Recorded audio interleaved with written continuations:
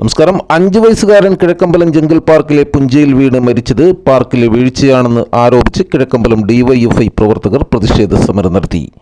സമരം പോലീസ് എത്തി തടഞ്ഞു. പാലാരിവട്ടം ബിയോങ് ബോൺ ബി പ്രീ സ്കൂളിലെ വിദ്യാർത്ഥി കോട്ടയം സ്വദേശിയായ മുഹമ്മദ് നസീറിൻ്റെ മകൻ മുഹമ്മദ് ആദം ആണ് മരണപ്പെട്ടത്. സ്കൂളിൽ നിന്നും അധ്യാപകരും സഹപാഠികൾക്കൊപ്പവുമാണ് പാർക്കിൽ എത്തിയത്. പാർക്കിൽ കളിച്ചുകൊണ്ടിരുന്ന കുട്ടിയെ പെട്ടെന്ന് കാണാതാകുകയായിരുന്നു. തുടർന്നുള്ള അന്വേഷണത്തിലാണ് പാർക്കിന് സമീപത്തെ ചതുപ്പിൽ വീണ് കിടക്കുന്ന നിലയിൽ കുട്ടിയെ കണ്ടത്. ഉടൻ പഴങ്ങനാട് ആശുപത്രിയിൽ എത്തിച്ചുവെങ്കിലും ജീവൻ നഷ്ടപ്പെട്ടു.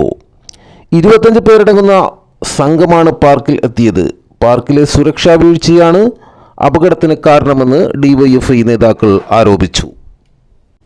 അപകടത്തിന് കാരണം വേണ്ടത്ര സുരക്ഷാ സംവിധാനം ഇല്ലെന്നും 2020 ഭരണകർത്താക്കളുടെ ഒത്താശയോടെയാണ് പ്രവർത്തിക്കുന്നതെന്നും ആരോപിച്ചാണ് ഡിവൈഎഫ്ഐ പ്രവർത്തകർ കൂടുതൽ പ്രതിഷേധ സമരത്തിലേക്ക് എത്തിയത്.